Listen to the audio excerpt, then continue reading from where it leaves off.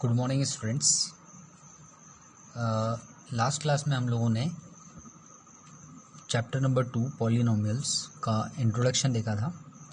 आज हम लोग एक्सरसाइज 2.1 के क्वेश्चंस को सॉल्व करेंगे। पहला क्वेश्चन हम लोग देखते हैं, which of the following expressions are polynomials in one variable and which are not, state the reason for your answer. यहाँ पे आपको ये बताना है कि ये कुछ एक्सप्रेशंस दी हुई हैं, ठीक है। इसमें आपको ये बताना है कि इसमें एक वेरिएबल वाली कौन कौन सी एक्सप्रेशंस हैं और कौन सी नहीं है, ठीक है। तो सबसे पहले देखते हैं फर्स्ट क्वेश्चन। यहाँ दिया है 4x² - 3x + 7। इस क्वेश्चन में वेरिएबल क्या है, x², x, ठीक है। तो यहाँ पे इन्होंने बोला है कि x² और जो x है वो क्या है, सेम वेरिएबल है ना। इसलिए यहाँ पे जो पहली एक्सप्रेशन है वो क्या है, सही है, ठीक है। देन सेकंड देखते हैं। यहाँ पर सेकंड क्या है, y² + √2, y² + √2। यहाँ पर भी y² + √2। देखो यहाँ पे सिर्फ y एक वेरिएबल है, इसलिए ये भी एक वेरिएबल में है, ठीक है। यहाँ x था, यहाँ y है। अब थर्ड देखते हैं, 3√t + t√2, ठीक है। यहाँ पे ये दिया हुआ है, इसमें t वेरिएबल तो है, लेकिन यहाँ पर जो t दिया हुआ है एक, ये रूट के अंदर है, ठीक है। अब रूट के अंदर है तो √t जो है वो क्या है, होल नंबर नहीं है। इस कारण से ये जो पॉलिनोमियल दिया हुआ है, ये जो एक्सप्रेशन दी हुई है, ये क्या है, पॉलिनोमियल नहीं है, ठीक है। अब ये फोर्थ वाला दिया हुआ है, ठीक है। फोर्थ वाले में क्या कहा है, y + y/2/y, ठीक है, y + 2/y। अब यहाँ y वेरिएबल है, यहाँ पर भी है, लेकिन सेम प्रॉब्लम क्या है कि जो हमारे होल नंबर है वो क्या है, ऐसे 1/2 के फॉर्म में नहीं रहते, ठीक है।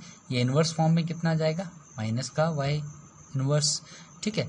तो इस कारण से ये क्या है, यहाँ पे जो y है वो क्या है, -1 हो जाएगा।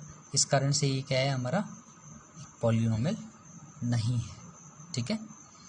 देन क्वेश्चन नंबर 2 देखते हैं, right coefficient of x² and each of the following. सबसे पहले हम लोग देखते हैं कि कोएफिशिएंट होता क्या है। कोएफिशिएंट क्या है कि भाई कोई भी नंबर, कोई भी पॉलिनोमियल, जैसे यहाँ दिया 2x, ठीक है। इसका मतलब क्या है, जो वेरिएबल के साथ में जो लगा हुआ कांस्टेंट है वो क्या कहलाता है, कोएफिशिएंट कहलाता है उस वेरिएबल का।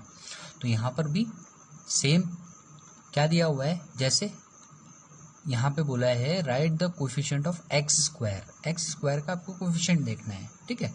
तो x², यहाँ पर फर्स्ट क्वेश्चन में जो दिया है 2 + x² + x। अब इससे हमको कोई मतलब नहीं है, इससे भी हमको कोई मतलब नहीं, यहाँ पे हमको ये जो दिया है x² दिया हुआ है, ठीक है। अब x² है, इसके आगे कुछ नहीं है, तो हम इसको मान सकते हैं यहाँ पे इसका जो कोएफिशिएंट है वो क्या हो जाएगा, x² का कोएफिशिएंट कितना है, 1 है। यहाँ कितना है, 2 - x² + x³। ये भी कोई काम का नहीं है, ये भी कोई काम का नहीं है। क्यों, क्योंकि यहाँ पे हमको पूछा है x² का। तो यहाँ पे देखिए माइनस का x² है, इसलिए इसका कोएफिशिएंट क्या हो जाएगा, -1 हो जाएगा, ठीक है।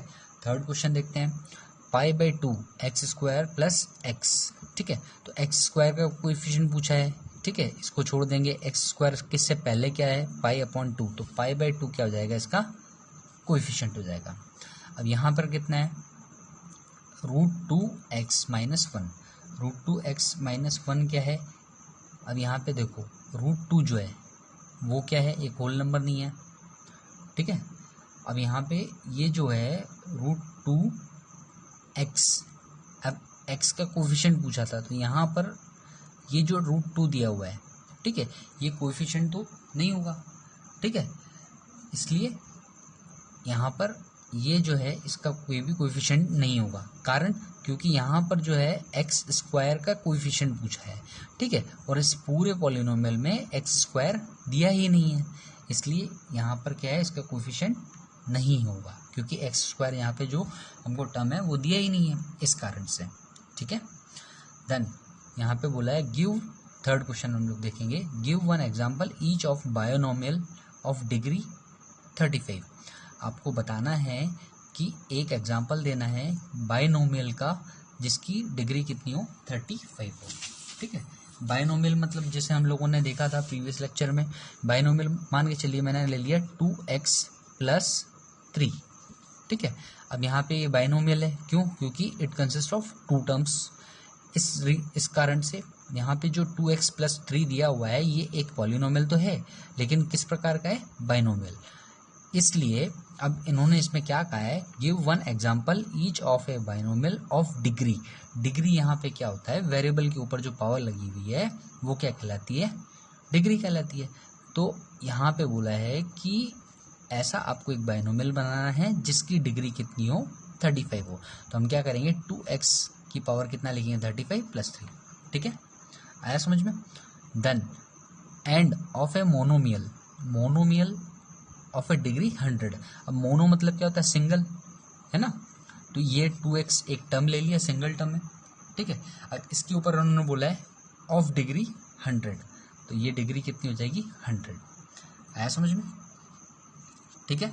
ये हमारा क्या हो जाएगा, बायनोमियल के लिए उन्होंने क्या कहा है, डिग्री 35 होना चाहिए। तो हमारा वेरिएबल है उसके ऊपर पावर कितनी है 35 है, तो ये पहला।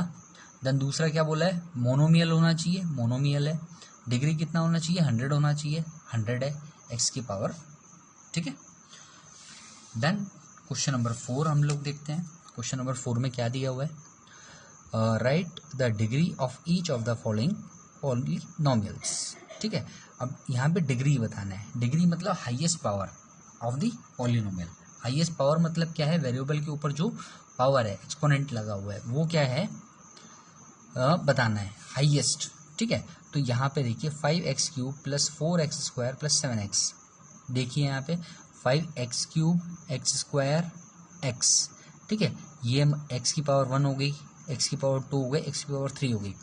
तो यहाँ पे क्या बोला है, right the degree of each of the following polynomial. तो यहाँ पे हाईएस्ट पावर की मैं बात करता हूँ, हाईएस्ट पावर कौन सी है अपनी x³, ठीक है। तो इसकी डिग्री कितनी हो जाएगी 3, ठीक है, कितना हो जाएगा 3, क्लियर।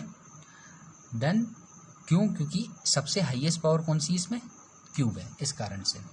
यहाँ कितना है 4 - y², क्या दिया 4 - y², 4 - y² जो दिया हुआ है इसमें y जो है हमारा वेरिएबल है उसके ऊपर पावर कितनी है, हाईएस्ट 2 है, इसलिए ये क्या हो जाएगा, इसकी जो डिग्री हो जाएगी वो 2 हो जाएगी। अब 5t - √7, 5t - √7। अब वेरिएबल को देखना है सबसे पहले, वेरिएबल यहाँ कितना है t, कौन है t है। अब इसमें आपको क्या है कि यहाँ पे t के ऊपर हम लोग देख रहे हैं कि कोई पावर दी नहीं है, लेकिन हम लोगों ने पढ़ा है कि अगर कोई पावर नहीं दी है तो हम उसको क्या मानते हैं, 1 मानते हैं, क्योंकि हम 0 तो मान नहीं सकते। क्यों? क्योंकि मान के चलिए a की पावर 0 अगर दिया है तो वो कितना हो जाता है 1 हो जाता है, लेकिन यहाँ t के ऊपर जो पावर है वो हम 1 मानेंगे, क्यों? क्योंकि यहाँ 0 नहीं दिया है इसलिए, क्लियर।